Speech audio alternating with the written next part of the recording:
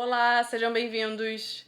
Quando a gente estava pensando no Papai Noel, eis que a Netflix lançou a série O Mar da Tranquilidade em plena véspera de Natal. Após a sua estreia tímida, a série foi parar no top 10 do Brasil. Mas será que vale a pena assistir?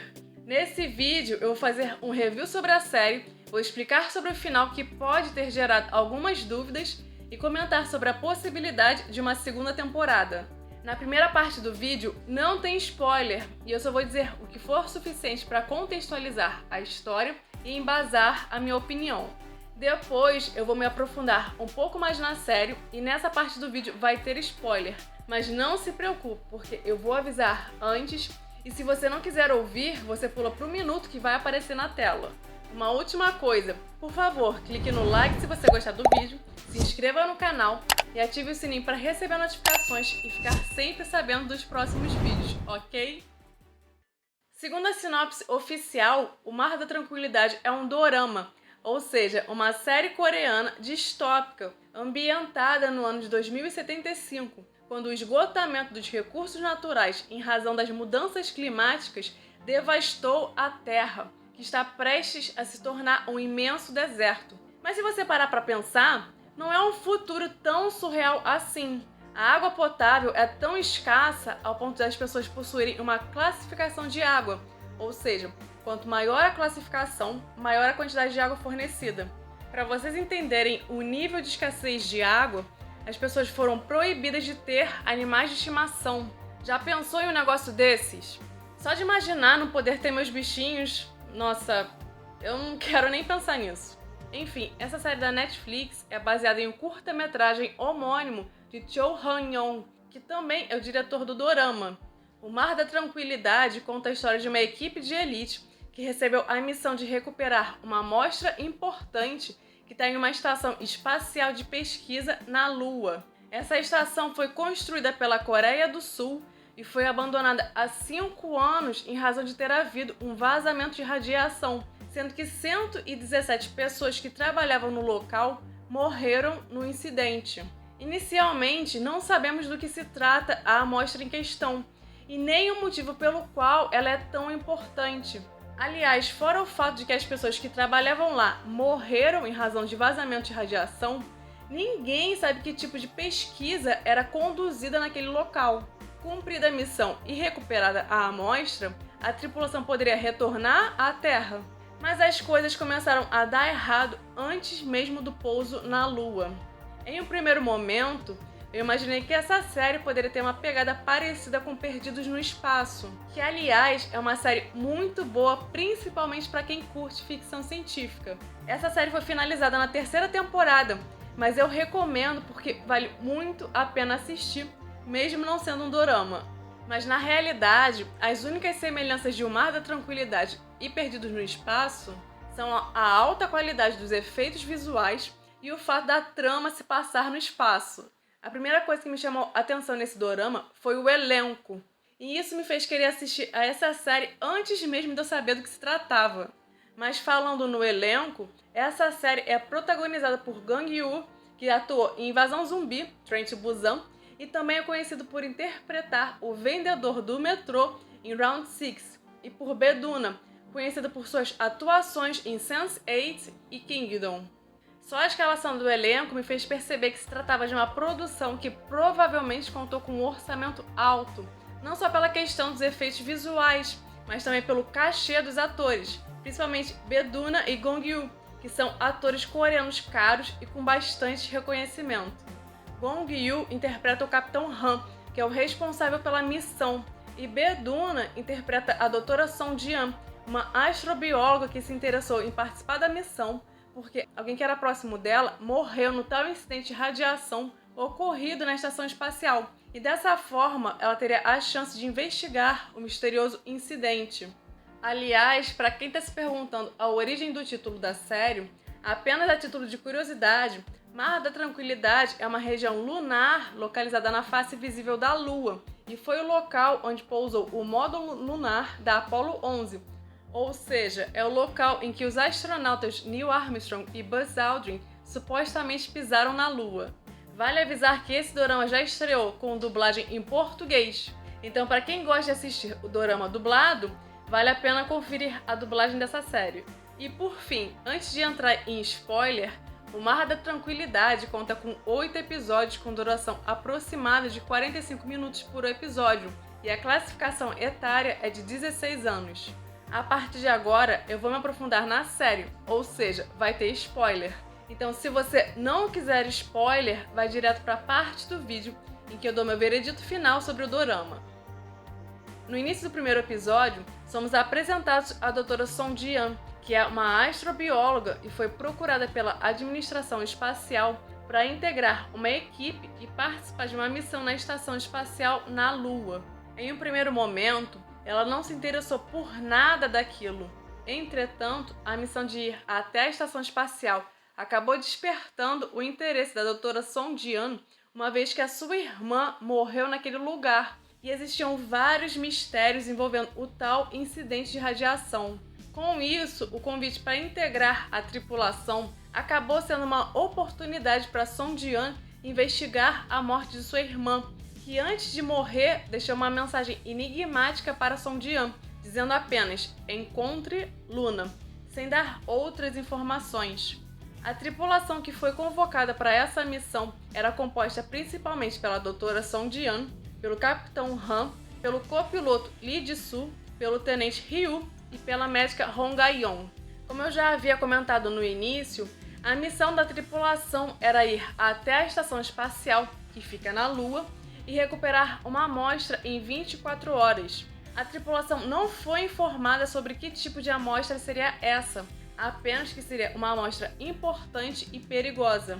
Então já dava para perceber que era uma missão bastante arriscada e que algumas informações estavam sendo ocultadas da tripulação, de propósito. E isso já me piscou o sinal de alerta. Outra coisa que me chamou a atenção foi a mudança súbita de copiloto 5 minutos antes da decolagem. Isso me fez questionar se a copiloto que havia sido destituída acabou desistindo porque descobriu alguma coisa, ou se o copiloto substituto foi escolhido para desempenhar alguma missão secundária, como por exemplo, pegar a amostra e abandonar todo mundo se fosse o necessário. E isso é uma coisa bem clichê em filmes e séries. Alguém é inserido dentro de um grupo para ser uma espécie de vigia dos demais membros e fazer algo específico sem que os outros membros do grupo saibam. Mas fato é que parecia que esse cara recebeu uma missão própria da alta cúpula e que ninguém mais, além dele, ou seja, os outros membros da tripulação, tinham conhecimento dessa missão. Apesar dessa parte ser um pouco clichê, a verdade é que eu nem senti a hora passar no primeiro episódio e os mistérios foram se acumulando e me deixando com mais vontade de assistir. Outro detalhe que me chamou a atenção nesse primeiro episódio foi o tal vazamento de radiação que matou 117 pessoas que trabalhavam na estação espacial há 5 anos. Não estava nem um pouco claro como isso aconteceu e nem o porquê. E isso já me deixou ligado de que poderia ter uma relação com a tal amostra. A missão já começa tensa antes mesmo da tripulação conseguir aterrissar na Lua. Com o pouso forçado, um dos tripulantes se feriu e só com esse comecinho do episódio já deu para sentir mais ou menos como seria o clima da série. Assim que a tripulação chega ao local, eles já se deparam com a primeira surpresa. Os níveis de radiação se encontravam perfeitamente normais, o que não era compatível com o acidente sobre o qual eles foram informados. A tripulação então já começa a perceber que foi tapeada e que o real motivo das mortes foi outro. E se mentiram para eles sobre a existência de radiação, mentiram sobre mais o que, né? A segunda surpresa com a qual a tripulação se depara é com o corpo de um indivíduo morto há não muito tempo e que não fazia parte dos 117 membros da tripulação da estação. E o mais estranho é que o corpo apresentava sinais de morte por afogamento. Sim, morte por afogamento na Lua. E conforme a tripulação vai prosseguindo na exploração da estação, em busca da tal amostra, eles iam encontrando mais corpos com indícios de morte por afogamento. Considerando que os mortos tinham indício de afogamento, eu comecei a desconfiar que dentro dessa estação espacial poderiam estar tentando criar água a partir de alguma substância biológica, como micro-organismos, tais como vírus e bactérias, mas alguma coisa saiu errado e afetou todos que estavam na estação. E, gente, na vida real, de fato, já existem experimentos que permitem produzir hidrogênio a partir de bactérias. Também já foram identificadas bactérias que permitem que o organismo vivo, plantas na verdade, sofram um desgaste menor em ambientes de escassez de água, preservando melhor a água encontrada no interior desses organismos. Bom, no final das contas foi revelado que a causa da morte da tripulação há 5 anos tinha a ver justamente com a amostra que precisava ser recuperada. E que raio de amostra era essa? Ao longo dos episódios foi revelado que se tratava de água lunar, que é uma substância que, adivinha, foi extraída da Lua. Só que aí tinha um pequeno probleminha. Essa substância batizada de água lunar se multiplicava muito rapidamente quando entrava em contato com organismos vivos, como era o caso de seres humanos. E o que aconteceria logo em seguida? Morte por afogamento. Basicamente, as pessoas se afogavam de dentro para fora, porque a substância se espalhava no interior delas descontroladamente. Somente param de se multiplicar quando a vida do organismo se encerrava. Só que existia um grande paradoxo. Ao mesmo tempo em que a água lunar era uma substância altamente nociva para os humanos, ela poderia ser a salvação para a escassez de água na Terra. E os cientistas que morreram há 5 anos estavam justamente tentando descobrir uma forma de compatibilizar a água lunar com a vida humana e começaram a fazer experimentos. Enfim, essa água começou a vitimar os membros da tripulação que estavam na estação para recuperar a amostra. Só que essa não era a única ameaça para a tripulação. Havia um intruso, que na verdade era uma criança, e ela tinha tudo a ver com os experimentos feitos nessa base espacial. Essa criança era chamada de Luna 073, e além de se movimentar muito rápido, ela era forte ao ponto de conseguir deixar uma pessoa em pedaços. O detalhe é que ao mesmo tempo em que a Luna era uma ameaça para eles, ela era a única esperança, pois a água lunar que estava matando a tripulação não afetava ela. Pelo contrário, a água até cicatrizava os ferimentos da menina, demonstrando que seu corpo estaria adaptado à água da Lua. Então, ela seria a chave para entender a água lunar. Como se não bastasse a tripulação ter que enfrentar a ameaça da água lunar e da Luna 073, havia ainda mais um problema. Dentro da tripulação havia 2 traidores, o Tenente Ryu e o copiloto Lee Ji-soo. Eles foram contratados pela RX, que era uma corporação transnacional mercenária que basicamente estava interessada em obter recursos espaciais e ganhar dinheiro com isso. Os 2 traidores tinham as missões secundárias de recuperar a amostra e eliminar as testemunhas. Olha, realmente eu não ia querer fazer parte dessa tripulação, mas enfim. Retomando a questão dos experimentos, o que era exatamente a Luna 073? Basicamente, a pesquisa que era feita naquele local visava fazer com que os seres humanos se adaptassem à água lunar. E para isso foram feitos experimentos humanos criando clones. E a Luna foi um dos clones criado nesse processo. A Luna foi o único clone que sobreviveu ao processo de experimentação da água lunar. Ao contrário das 72 lunas antecessoras, a Luna 073 não só foi capaz de sobreviver à exposição à água lunar, como também sofreu uma transformação. O seu corpo passou a produzir anticorpos que poderiam tornar outros humanos aptos a consumirem a água lunar, e isso poderia resolver o problema de escassez de água na Terra. Tanto é assim que, em um dado momento, a doutora Song Ji-yeon entra em contato com uma gotícula de água lunar, mas sobrevive porque a Luna havia lhe mordido anteriormente e transmitido os seus anticorpos de seu corpo para Song Ji-yeon, o que impediu que ela sofresse o processo de morte por afogamento. Agora que foi esclarecido o que é a Luna, vem outra questão. Por que o governo decidiu fechar a estação espacial? Há 5 anos atrás, houve um acidente e a água lunar se espalhou pela estação, causando a morte de todos seus tripulantes. Diante dessa situação, o governo decidiu fechar a estação espacial para esconder o que era feito naquele lugar. Afinal, foram criados clones de seres humanos apenas para serem cobaias. Por se tratar de um experimento muito cruel, em um primeiro momento foi mais importante ocultar o que aconteceu naquele lugar do que recuperar a água lunar.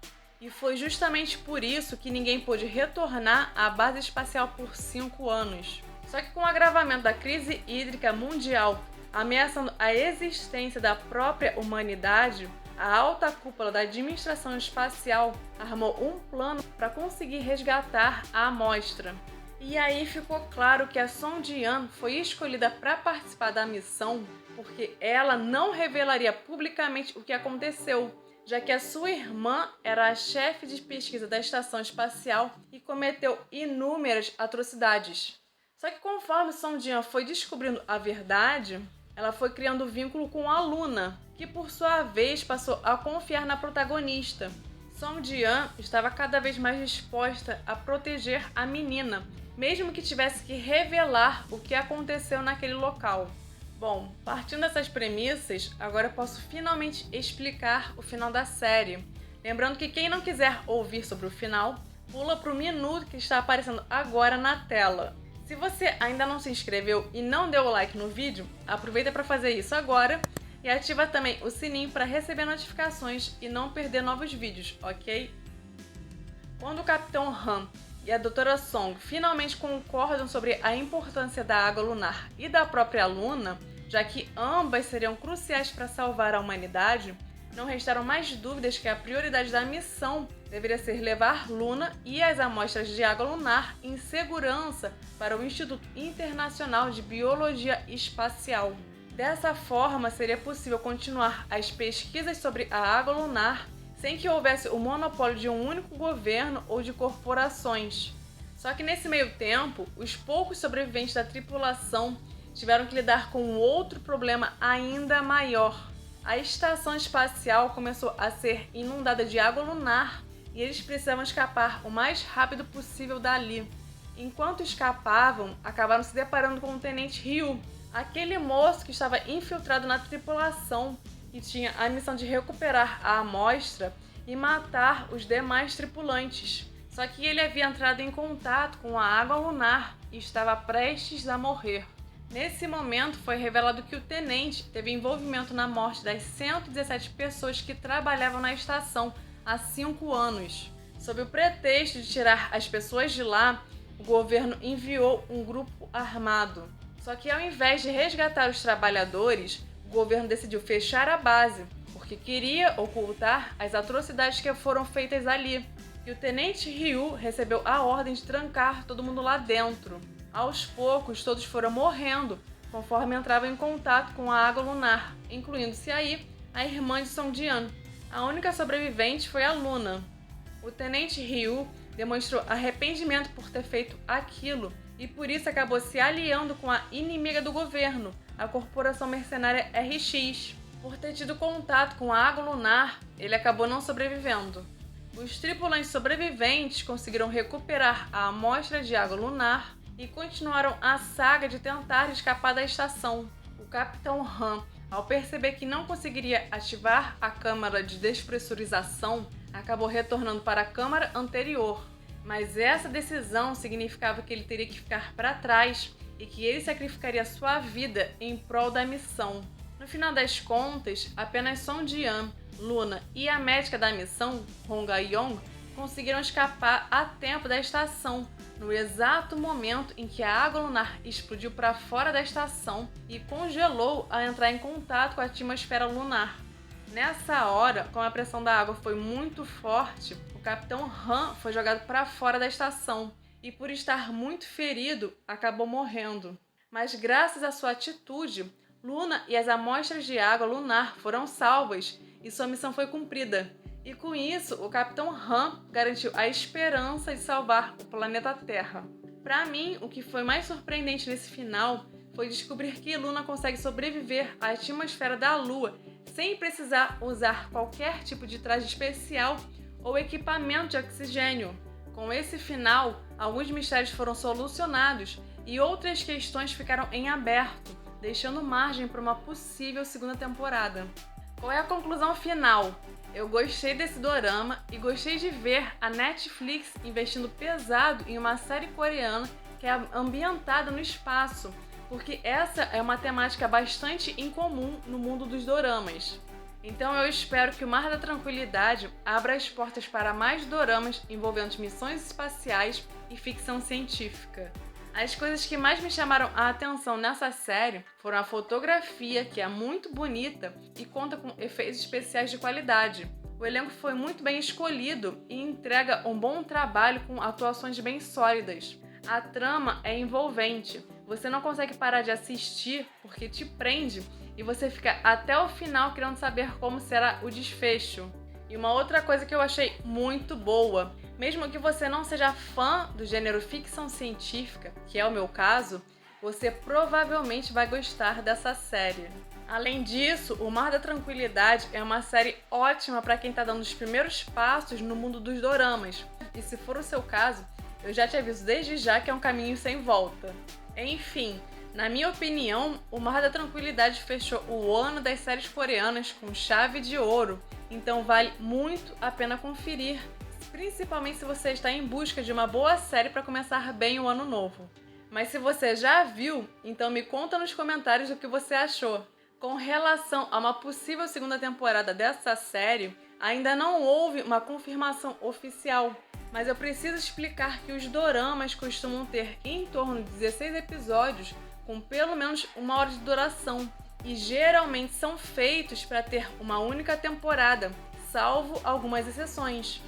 No caso de O Mar da Tranquilidade, foram apenas 8 episódios com duração aproximada de 45 minutos por episódio, ou seja, é uma série que está muito abaixo do padrão coreano. Pode ser que a série tenha sido lançada com a quantidade reduzida de episódios porque existe a intenção de ter uma segunda temporada. Ou também pode ser que essa escolha foi uma questão de orçamento. E deu para perceber que a Netflix dedicou um alto orçamento para essa série.